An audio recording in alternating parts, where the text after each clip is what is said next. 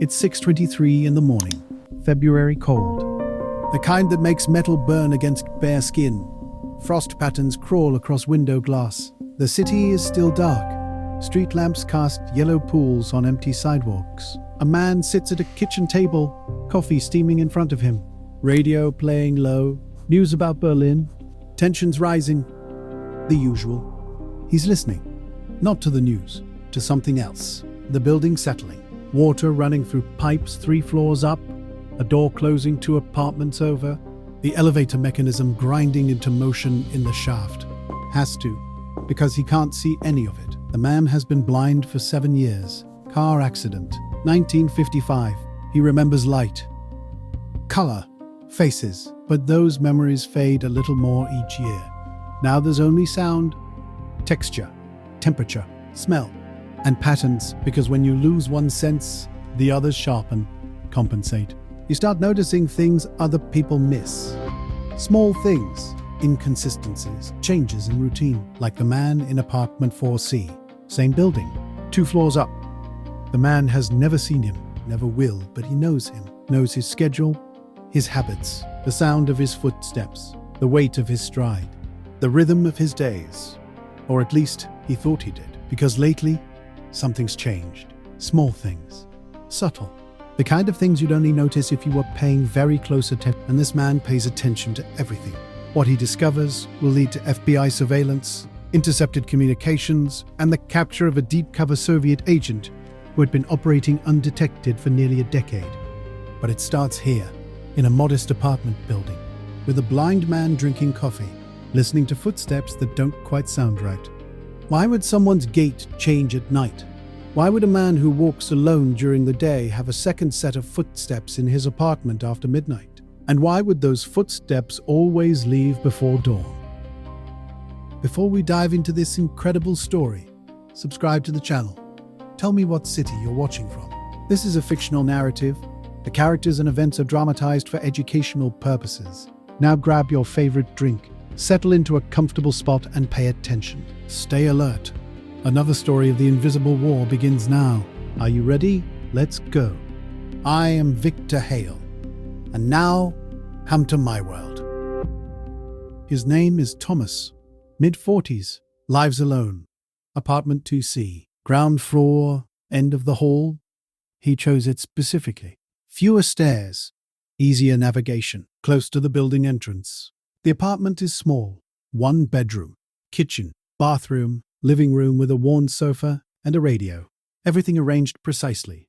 Exact distances, muscle memory.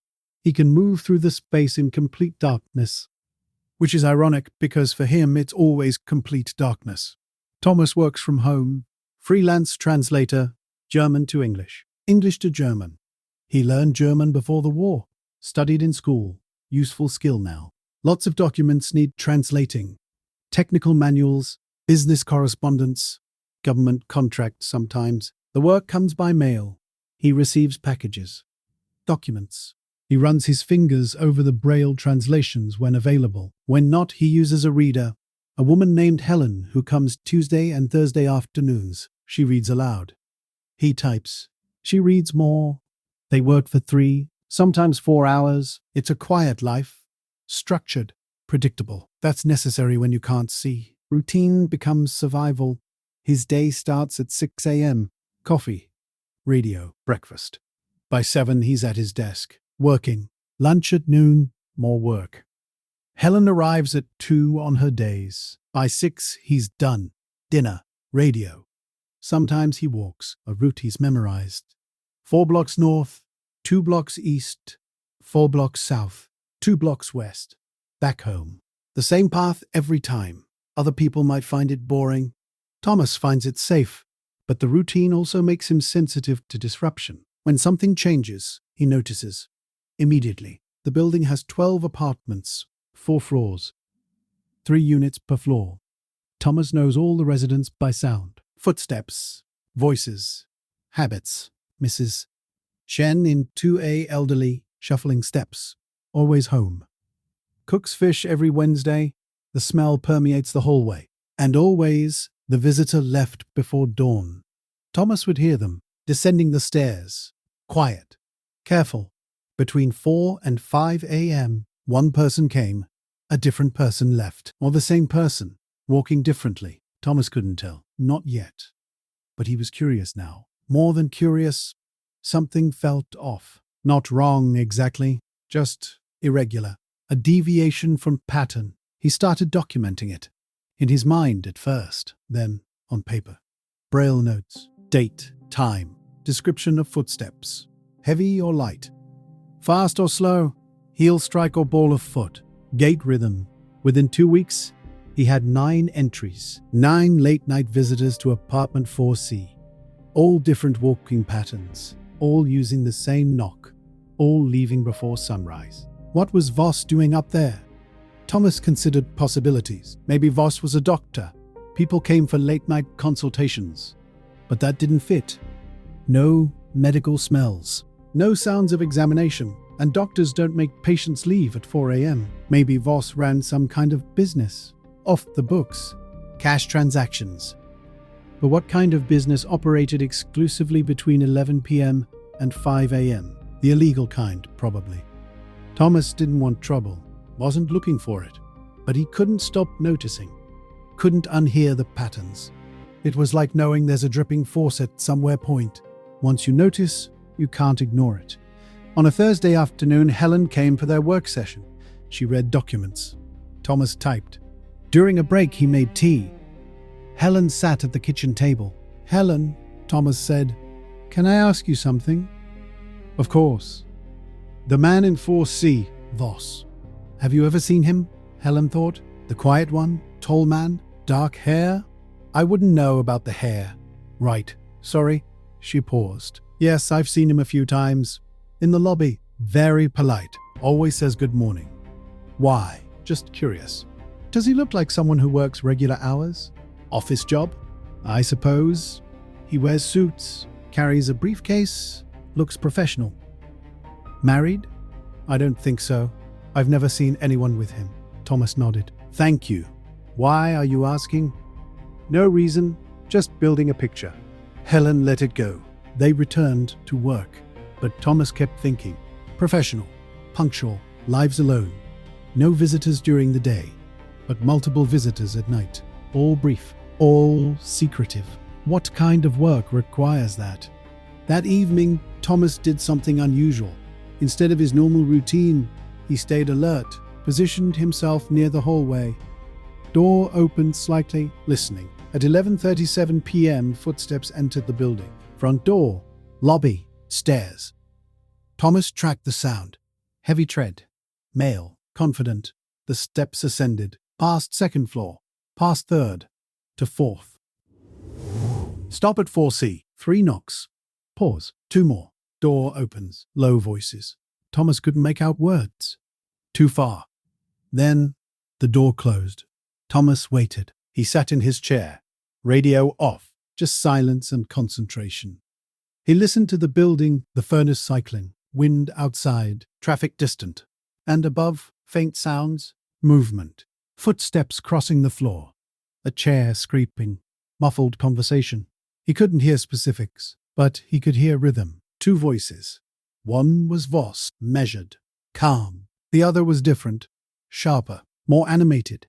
The conversation lasted 40 minutes. Then movement. The apartment door opened. The visitor descended. Thomas listened carefully. Same heavy tread, same confident rhythm, but something was different. The weight distribution. The visitor was carrying something. Something that hadn't been there on the way up. Thomas heard it. The slight shift in gait. The adjustment for extra weight on one side. A bag, probably. Or a briefcase. The visitor exited the building. Gone. Thomas sat in the dark, thinking. Someone arrives empty-handed. Leaves with cargo. Late at night, multiple different people. Same pattern, pickups. That's what this was. People were collecting something from Voss's apartment. But what? And why the secrecy? Thomas knew he should leave it alone. Not his business. Not his problem. But the pattern nagged at him. Wrong place, wrong time, wrong rhythm. Everything about it felt wrong. The next day, Friday, Thomas made a decision. He needed more information, but he couldn't get it sitting in his apartment. He needed to go up there, To 4C. Talk to Voss directly. But what would he say?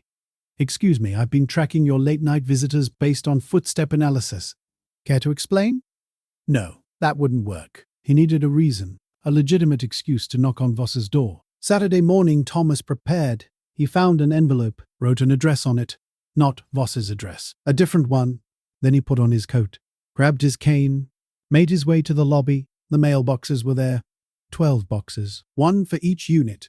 Thomas felt along the metal, found 4C, pretended to check it. Then he went to the stairs. 4 flights. He counted steps. Reached the 4th floor. Turned right. Found the door. 4C. He knocked. Regular knock. Not the pattern. Footsteps inside. The door opened. Yes? Voss's voice. Neutral. Polite. Mr. Tesla, take over. Voss? I'm Thomas. From 2C. I believe this was delivered to my mailbox by Miss. He held out the envelope. It has your apartment number, but it ended up with my mail. A pause. I don't think this is mine. Oh, I'm sorry. The postal worker must have told me the wrong unit. I apologize for disturbing you. No problem. Thomas stood there, awkward. I don't suppose you know who it belongs to? Afraid not. Another pause. Thomas noticed something. Smell. Faint. Chemical. Like photographic developer. And something else. Oil. Machine oil, maybe? Well, thank you anyway, Thomas said. Sorry again. No trouble. The door closed. Thomas descended the stairs, carefully, counting steps, mind working. Voss's voice had been calm. Too calm. No curiosity about the envelope. No offer to help. Just efficient dismissal. And that smell. Chemicals. Oil. What would someone need those for in an apartment? Photography? Possible. Lots of people had dark rooms. Hobby. But combined with the late-night visitors, the pickups? Thomas's mind went somewhere darker. Documents. What if Voss was photographing documents, copying them, and people came to collect the copies? Espionage. The word settled in Thomas's mind like a stone in deep water. It was 1963. Cold War. Berlin Wall. Cuban Missile Crisis just months ago. Everyone was paranoid. Spies everywhere, or nowhere, depending on who you asked. Was Thomas being paranoid? Connecting dots that didn't connect? Maybe, but maybe not. He thought about Voss's routine. The precision, the regularity, the isolation. No friends, no family, no social connections. Just work and home. Predictable, invisible, perfect cover. And the visitors. Different people. Different nights. Never the same one twice, as far as Thomas could tell from the footsteps. A network. Couriers, maybe? Collecting intelligence? Thomas felt his pulse quicken. This was bigger than odd noises. Bigger than curiosity. If he was right, there was a foreign agent operating in his building, 2 floors above him. Passing secrets. Right under everyone's noses. And if he was wrong, he was a paranoid blind man, making wild accusations based on footsteps and smells. There was only one way to find out. He needed help. Professional help. People who investigated these things. The FBI. And you, my friend, what would you do in that moment? Thomas sat in his apartment, radio playing, news about the Soviets, something about agricultural production. 5-year plans. He barely heard it. His mind was racing through scenarios. If he called the FBI with nothing but suspicions based on sounds, they'd dismiss him. Blind man. Overactive imagination. Cold War hysteria. He needed evidence. Something concrete. But how does a blind man gather evidence against someone he can't see? The answer came to him slowly. He couldn't see, but he could hear. And he could record. Thomas owned a tape recorder. Reel to reel. He used it for work sometimes. Dictation. Notes. It was old but functional. He could record the late-night activity, the knocks, the conversations if he could capture them, the footsteps, timestamps, patterns, audio evidence. It wasn't much, but it was something. That night, Thomas set up the recorder. He placed it near the hallway. Door cracked, microphone positioned, tape loaded. Then he waited. 11:52 p.m. Footsteps, building entrance. Stairs, ascending. Thomas pressed record. The footsteps reached the fourth floor. Stopped. 3 knocks. Pause. 2 more. Door opening. Voices. Too distant. The tape wouldn't catch much. Thomas let it record anyway. 43 minutes later, the visitor descended. Thomas heard it, recorded it.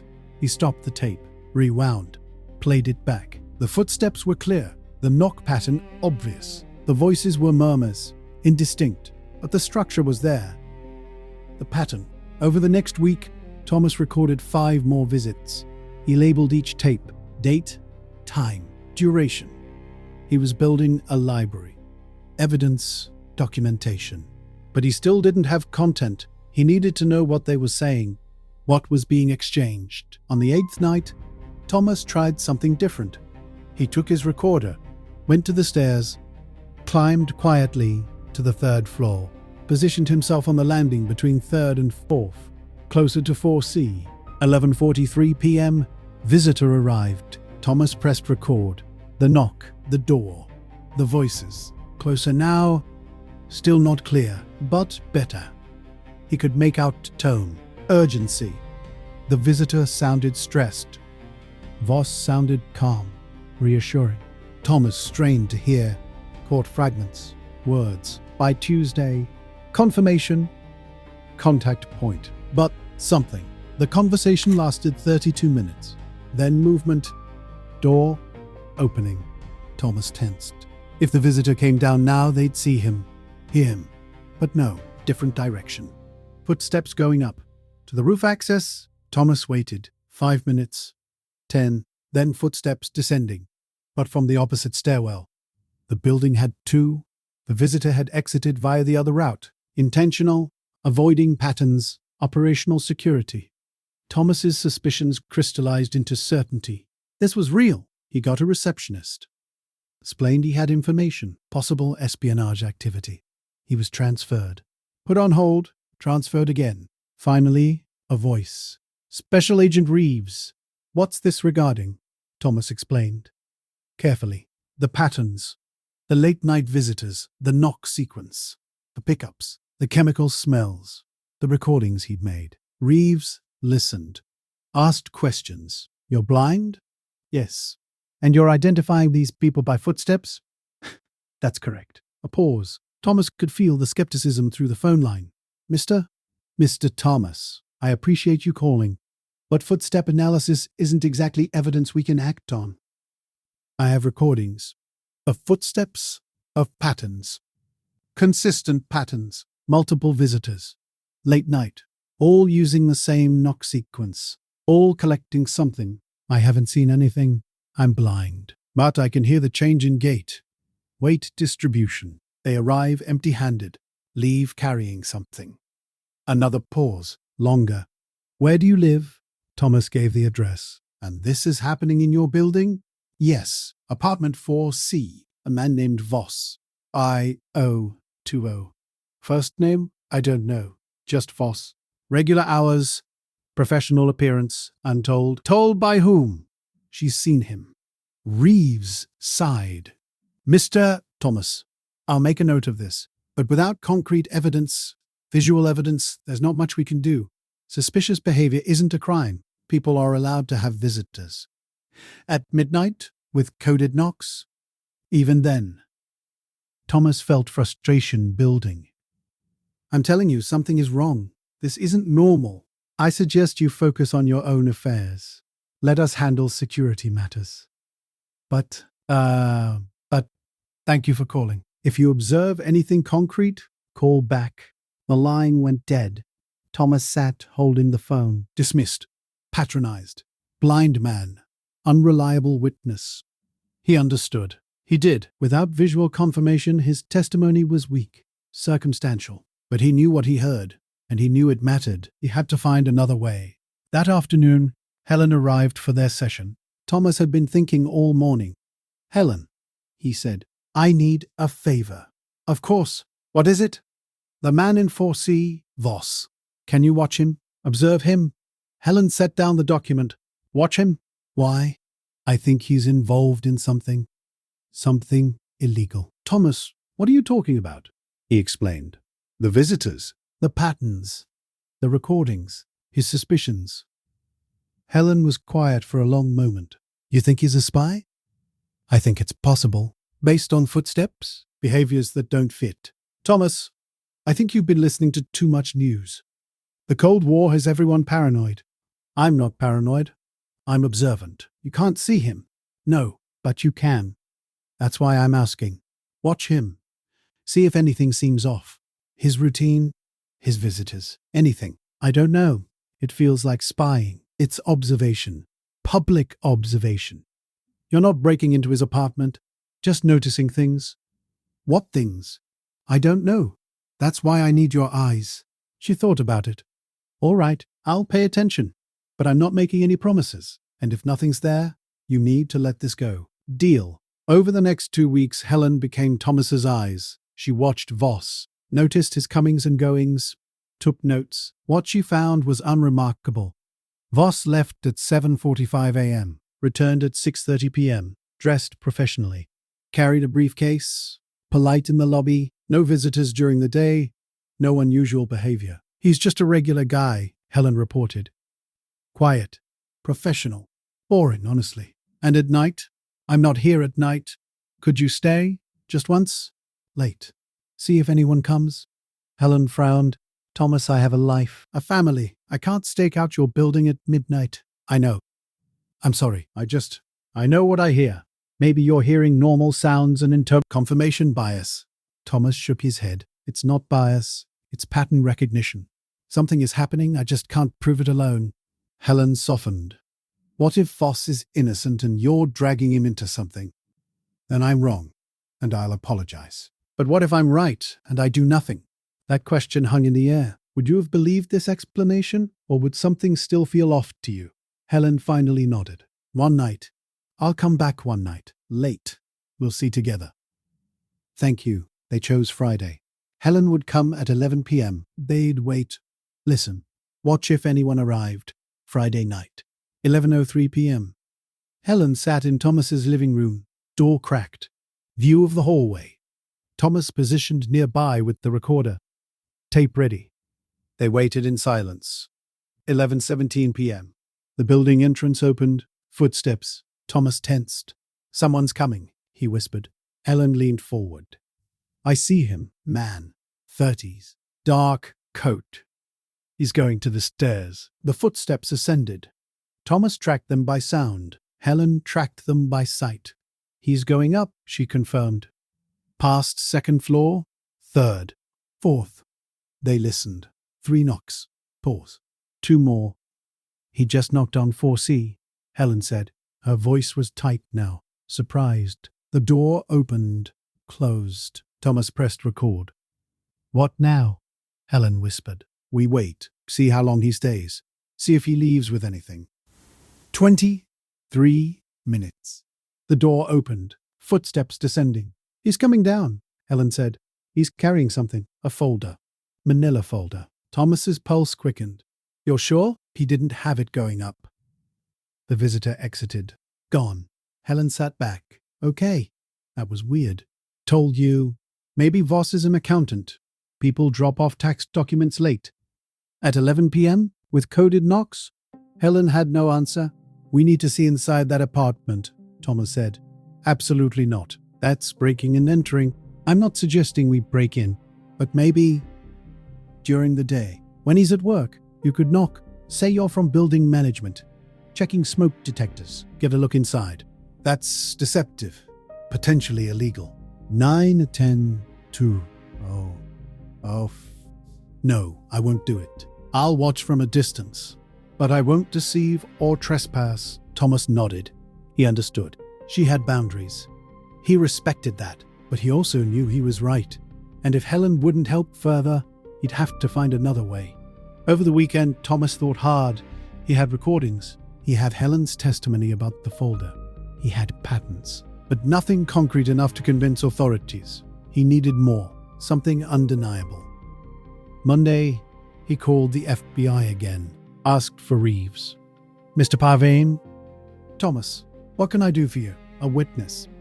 Someone who saw the exchange. Exchange of what?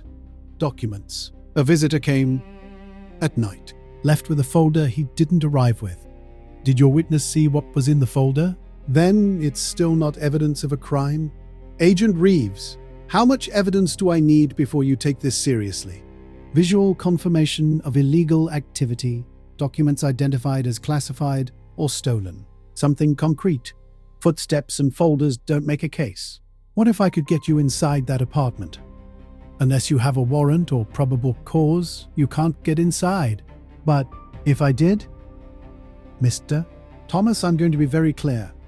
Do not break the law trying to prove someone else is breaking the law.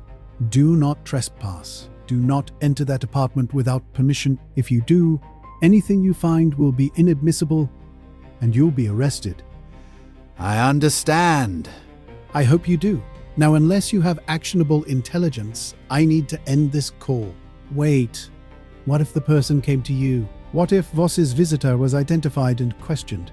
Do you know who the visitors are? Patterns, timing, they're predictable. Reeves sighed. Mr. Thomas, I appreciate your diligence, but we can't launch an investigation based on suspicions. We need evidence. If you get evidence, real evidence, call me. Until then, I suggest you let this go. The line went dead again. Thomas sat in frustration. The system required proof, but getting proof required access, and he didn't have access. Catch-22. He spent the next week recording everything, every visitor, every sound. He documented times, durations, patterns. He now had 19 separate visits recorded, 19 couriers, 19 exchanges. The pattern was undeniable, but patterns weren't evidence. On Thursday, something changed. 10:47 p.m., earlier than usual. Thomas was at his desk, working. He heard the building entrance. Footsteps. Fast. Urgent. Not the normal measured pace. The steps ascended quickly, up to 4th floor. But they didn't stop at 4C. They stopped at 4B. Wrong apartment. Thomas listened carefully. Knock, regular knock. No code. The door opened. Voices. Loud. Upset. No, that's not right. I need 4C. 4C is next door. Wrong door. The visitor moved. Knocked at 4CP. 3 raps. 2 more. Door opened. Voices. Lower now, but agitated. Thomas pressed record. He couldn't make out words, but the tone was wrong. Stressed. The visitor was flustered. Had made a mistake. Knocked on the wrong door. Voss's voice. Calm. Soothing. Damage control. The visit was brief. 12 minutes. The visitor left. Rushed. Nervous. Thomas sat back. Processed. The visitor had made a mistake. Exposed himself to another tenant. 4B. Mrs. Patterson. Retired school teacher. Insomniac. She'd seen the visitor. Heard the exchange. Witnessed the coded knock. Witness. Independent witness. Thomas grabbed his cane. Went to the stairs. Climbed to 4th floor. Found 4B. Knocked. Who is it? Mrs. Patterson? It's Thomas. From 2C. The door opened. Chain still on. Thomas, what are you doing up here? Are you all right? Commotion? Oh, the man who knocked. He just had the wrong apartment. Did you notice anything odd about him? Just asking. Mrs. Double Hour, Patterson thought. Well, he seemed nervous. Flustered. And he knocked funny. Funny how? 3 times. Then a pause. Then twice more. I thought it was strange, like a code or something. A code. Yes. Did you mention it to him? No. Why would I? No reason. Just curious. Thomas paused. Has this happened before? People knocking on your door late at night looking for 4C? No. First time, why all the questions? Just making sure everything's safe. You know. Late night visitors. A woman alone. Well, I appreciate the concern, but I'm fine. Good. Good night, Mrs. Patterson. Good night, Thomas. Mind racing. Mrs. Patterson had noticed the knock pattern, found it strange. Independent observation, corroboration. But would she testify? Would she even understand what she witnessed? Thomas needed to be strategic. He called Helen the next morning. Helen, I need you to talk to Mrs. Patterson. 4B. Ask her about last night, casually. See what she remembers. Thomas, please. Just ask. neighbor to neighbor. You don't have to mention me. Helen agreed reluctantly. That afternoon, she knocked on 4B, made small talk, asked about the late-night visitor. Mrs. Patterson mentioned it. The nervous man. The wrong apartment. The strange knock. Did you tell anyone? Helen asked. Just Thomas. He came by to check on me. Sweet of him. She remembers. The details match your recordings. But Thomas, what's the plan? You have corroboration of a knock pattern. So what? So it's not just me anymore. It's not just a blind man's imagination. Someone else noticed. Someone with functioning eyes. Okay. But that still doesn't prove espionage. No. But it proves pattern. Coordination. And patterns mean planning. Planning means something worth hiding. Helen shook her head. You're determined about this. I'm right about this. Because if you're wrong, you're harassing an innocent man. He could be wrong. Confirmation bias was real. Pattern recognition could misfire. But every instinct he had said otherwise. That weekend, Thomas made a final decision. He was going to confront Voss directly. Not accuse, just ask. See how the man reacted? Sunday afternoon, he climbed to the 4th floor, knocked on 4C. Footsteps. The door opened. Yes? Voss's voice? Neutral. Mr. Voss. Thomas from 2C. I apologize for disturbing your Sunday. What can I do for you? I wanted to ask about the late-night activity. The visitors. A pause. Long enough to be significant. I'm not sure what you mean. The people who come late. After 11. They knock on your door. Stay briefly. Leave. It's been happening for weeks. Another pause. I'm not sure how you'd know that. Your apartment is 2 floors down. I hear things. The building's quiet at night. Sound carries. Voss's voice was cooler now. And what business is it of yours? Unusual activity. Late hours. I wanted to make sure everything was all right. No trouble. There's no trouble. I occasionally have colleagues visit, work-related, odd hours, but necessary. What kind of work requires midnight meetings? What kind of work requires midnight meetings? Time zones. Conference calls. It's complicated. I'm sure it is. Thomas could feel the tension. Voss was defensive, cautious. Was there anything else? Voss asked. No, just checking. Neighbor to neighbor. I appreciate your concern, but everything is fine. Good day. The door closed firmly. Thomas stood there. That conversation confirmed it. Voss was hiding something. The answers were too rehearsed, too smooth. Cover story. But Thomas still had no proof. He descended to his apartment, sat in his chair. Thought. He'd done everything he could within legal bounds. Recorded, documented, gathered witnesses, called authorities. Nothing worked. But he wasn't done, couldn't be done. Because he knew. And somehow, he had to make someone else know too. Exposure and consequences. Monday morning, Thomas received a phone call. Mr. 7 Man. Thomas, this is Agent Reeves, FBI. Yes? We need to talk. In person. Can you come to our office this afternoon if you see anything? Did something happen? I'd rather discuss it in person. 2 o'clock? I'll be there. Helen had offered to accompany him, guide him through the unfamiliar space. They took a taxi, entered the building. Security, elevators, hallways. Finally, a conference room. Reeves was waiting. Mr. Thomas, thank you for coming. Please, sit. A pause. You must be Helen? Thank you for bringing him. Thomas felt the atmosphere. Formal, serious. Thomas, Reeves began. Over the past 3 weeks, you've called our office multiple times regarding suspicious activity in your building. Apartment 4C. A man named Voss. That's correct. And you've claimed this man is engaged in espionage activities? I've claimed the pattern of behavior is consistent with espionage, yes. Based on footsteps and late-night visitors. Based on patterns, coded signals, document exchanges, operational security measures. Reeves was quiet for a moment. Mr. Thomas, I'm going to tell you something classified. Something that doesn't leave this room. Understood? You're right. Thomas's breath caught. What? We've been aware of the individual in question for 6 months. We've been surveilling him, building a case. your calls.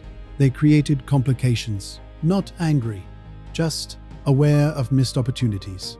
If you'd come to us sooner with your recordings, if you'd been less aggressive in your personal investigation, we might have captured more of the network. As it is, some couriers have gone dark. They know something, they vanished. You dismissed me. Fair point. Reeves sighed. Look, Mr. Thomas, you did good work. Your observations were sound. But this is why we have professionals. Espionage investigation is delicate, one wrong move, and everything unravels. I understand. Because I need your absolute commitment that you'll say nothing about this to anyone. The case is classified. Voss will be tried in closed court. Your name won't appear in any records. This conversation never happened. I understand. Reeves stood. We'll be in touch if we need your testimony. Until then, forget about this. Go back to your normal life. Helen and Thomas left the federal building, took a taxi back to the apartment. They sat in silence for most of the ride. Finally, Helen spoke. You were right. Yeah. How does it feel? Strange. I thought I'd feel vindicated, but mostly I just feel tired. You did a good thing. You caught a spy. I alerted the FBI to an ongoing operation and possibly compromised it. You didn't know they were already on it. But that's the point. I didn't know. I assumed I was the only one who noticed. That's arrogance. That's observation. You saw something. Reported it.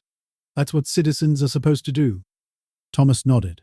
But the satisfaction he'd expected didn't materialize. Instead, there was just the weight of knowing.